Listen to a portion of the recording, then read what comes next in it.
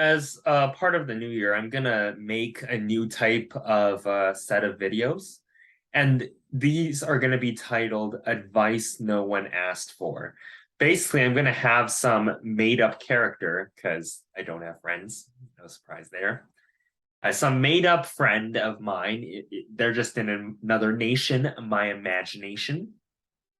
Like, ask me some question or something they're feeling concerned about, and me being a good friend, I would just, give them advice in correspondence to their question.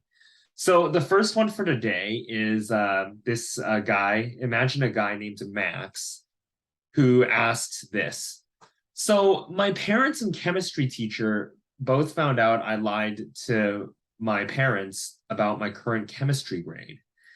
Now, my I understand why my parents would be mad about it, but why would the teacher get mad about it? And this this thing, Max, like, first of all, to answer your question about why would the teacher get mad about it, you'd think, like, it's just between you and your parents, but by misrepresenting your grade, you've also misrepresented your teacher. Your teacher might feel concerned about your education for chemistry, but you also indirectly called him a liar. Like, if you say you're doing good in one subject and your teacher says different, then one of you is lying. If I was the teacher, if you make people think that I doubt that I would be lying or I have something against you, then yeah, I would also be mad. And, like, sort of, it's also the fact that, like, you're you're trying to do whatever you can to sidestep that objective. Now, Max, you told me, like, that you've gotten away with this before. You've done this is the third time you did it. The other two times you've gotten away with it, but the third time you got caught, basically. Like, I think you mentioned how in grade 10 social studies, you were only getting like a 73, but then you lied that you got an 80, and in the end you got an 81. And in English, you lied that you were only getting like a 72, but you lied to your parents that you were at an 80, but it all panned out okay because in the end you got in a roughly 80%. So I think what happened was you had a false sense of confidence that, okay, like, you're gonna get away with it a third time, but it just so happened that you got caught, basically.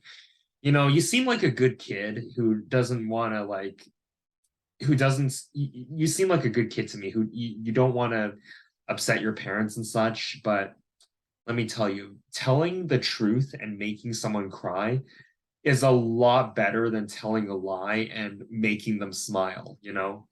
Like, imagine, let's not talk about chemistry here, Max. Like, let's go back to that scenario in English where you were getting a 72. You got lucky there, basically. It pains me to say it, but you got lucky that your grade just so happened to boost up at the end, and that your lie managed to connect it with it for the rest of the semester. But if you just told them the truth from the beginning, they'd be mad for a day, maybe two at most. You'd probably be grounded for a week or two.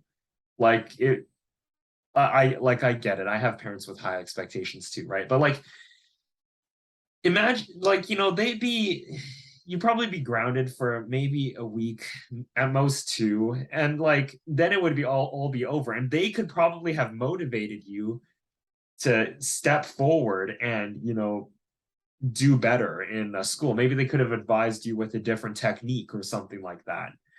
But then I can imagine when you lied about your grade while you were stressed out every night, being unable to sleep, thinking, man, am I gonna be able to, like, carry my grade up? Like, so basically, I'm saying you didn't get caught. That's fine, but just because you didn't get caught, it doesn't make what you did right, and it doesn't mean what you did was a good decision. Like, if you simply told of them, yeah, you could have still could have gotten an 80% at the end, but like you would have cut down all that extra stress, basically.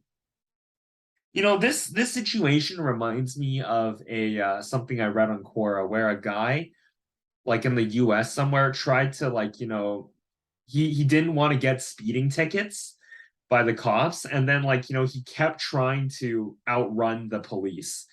Like, he probably gotten away with it 9 out of 10 times, but that 10th time was a real pain in the neck, like so again, he was speeding on his motorbike, those are really addicting. And then this cop tried to pull this mental giant over, and then this asshat just gunned it. And then guess you know what happened? He ended up hitting a family on the roadside, like a curbside, about like at 140 kilometers per hour. Like, guess what that did to him? And he died instantly, and his bike exploded in the crash, vaporizing 2 teenage girls. Like, oh boy. He probably like, thought that he wouldn't get caught. Like, same thing with you. Like, I also don't appreciate that you didn't get caught the first 2 times, because then it gave you a false sense of invincibility. Like, oh, I got away with it once, I'm gonna get away with it again, basically. And like, I also, Max, I kind of advise you that you start changing your course of path and don't tell lies. Like, I understand you didn't get any trouble in, well, you did get in trouble, but like not any legal trouble. You didn't get suspended or expelled from your school. But this course of attitude is not good. Despite what your intentions were, something that was a bad act with good intentions is still bad, basically. This may have seemed like a small fib, but bigger will follow. And that actually brings me to something that I've learned that I want to tell you, and it's called the compound effect, where something insignificant, if it's done with habit over and over, will develop into a bigger and bigger problem. Like, let me give you an example, Max, about the compound effect. Imagine you have a job, okay? Like, and then you get let's say every day before you start work, you feel the urge, the burning desire to buy a donut. And it's only $2. No biggie. Only $2. Seems insignificant. Multiply that times 5, it's like, assuming you work 5 days a week, that's like $10 a week. Okay, that's a little much, but that seems insignificant. But $10 every week, $2 every day. You multiply that out a year, that's like let me think. 10 times 352, that's 520. That's roughly like $40,000 in those 40 years that you are working. That is actually a lot. That money could be used to buy, like, a really nice car, or it could be used to like, rent out an apartment or something like that. Like, it seemed insignificant at first, but then it built up, sort of. Let me give you another example of a compound effect, Max. Like, those people who cheat on their spouses? Like, like how, do you think that the men who the sorry, I'm not being biased towards a gender, I'm just saying it for convenience sake. Do you think all the husbands who cheated on their wives, like, do you think they suddenly did it out of pure spite? Do you think they suddenly did it in the middle of nowhere? No, it was actually a compound effect. Do you know how it started? It started with those guys, they're walking their wives on the street, and then the husband might just like randomly glance at a few attractive looking girls at first, no biggie. And then maybe it starts to like liking Instagram pics of pretty girls. Well, he still didn't cheat on her, right? So that's not too bad. Then guess what? Then that guy, maybe meets a coworker or a secretary, and then they start like talking.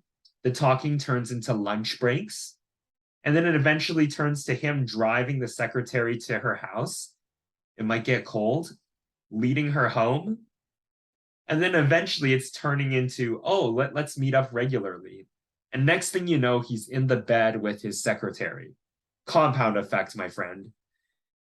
And like, I'm saying that these lies could eventually lead to maybe something more bigger in the future, you know? Like, the last example is those criminals. You know, a lot of criminals, they dropped out of high school. And I'm not saying you're going to drop out of high school, but like, you know, they dropped out of high school. It's not so much not understanding like some the things school, the academic knowledge school teaches you. You're getting into the habit of not following basic rules or not holding up your end of the contract. And that will lead to criminal behavior eventually. So I'm saying for you, like, these lies will build up and eventually hurt you. You might eventually lie for financial reasons, and then eventually you might, who knows, avoid paying your taxes because of this buildup and habit over the years. Like, yeah. So basically, I hope this was helpful to you. You know, you still have a ways to go for a ways to go, but you also still have quite a bit of time to get your chemistry grade up now that they found out. I understand that this could be a bit of a hard time for you and your parents, but no, it's the new year, man. Things will only get better from here. And you know, if you do whatever you can, get a tutor, you know, spend a lower grade means you need to put more effort. So focus more of your attention on that class. I hope this was helpful, my friend. Peace out. I believe in you.